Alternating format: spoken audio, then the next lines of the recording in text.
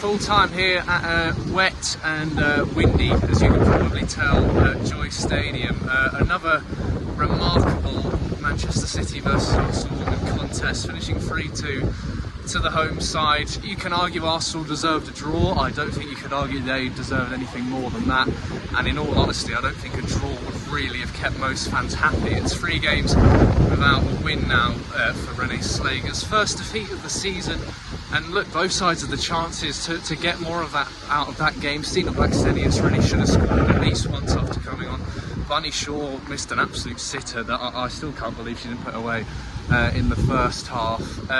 It was just a game where momentum really swung between the two teams, as it often does. There was that 4-3 here last season, the 2-1 the season before, where Arsenal really weren't great for most of the game, and Stina Blackstenius comes up and does her thing and wins it, and they brought her on today. Today it felt like Chloe Kelly was going to be the hero. Her goal with, was it 7 or 8 minutes to go, and booed by the home fans. She was kissing the Arsenal badge and everything and celebrating. But City had the last laugh, new signing Aman Benny, who's a really fine player actually, and a good acquisition this summer, and just allowed too much time in the penalty area. And Arsenal's, they have a lot of issues at the moment, but the basics were really off today, and that'll be the worrying thing for René Slager's, because in attack there was a little bit more liveliness. Mariana Caldente was further forward in the number 10 role. She scored an excellent goal within a minute of the second half. She scored early on, actually, the last time these two sides met here as well, but it just wasn't quite enough. Alessia Russo, she was just drifting wide quite a lot. Blackstenius'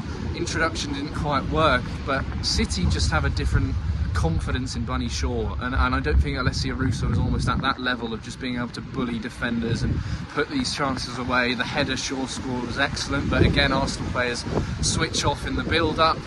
I think it was Caitlin Ford who just allowed Casper Rye to run in behind, and those, you know, there was nothing really surprising about the way City did it. Those overlapping sort of full-backs, those runs, we see those every week, you know, whether it was under Gareth Taylor or under Andre Jeglerts now, and City actually felt Jeglerts said afterwards, they felt they would attack through the midfield a little bit more because they felt they could outnumber Arsenal in the middle of the park. So plenty of questions still remain, but there just still seems to be an unwillingness, you know, from these Arsenal attackers to go for goal when they get into these good positions. And the finishing was wasteful, the crossing was wasteful. Olivia Smith went into some good positions, but maybe the quality, the final ball wasn't always at it. And really the same with both fullbacks as well. And these defensive mistakes, you know, I understood the Woman Moy rationale, because she's had some good games against Bunny Shaw, but Katie Reid is the form player. She's barely put her foot wrong. She kept Melvin Mallard quiet. It's hard for anyone to keep Bunny Shaw quiet, but perhaps Katie Reid will feel a little hard done by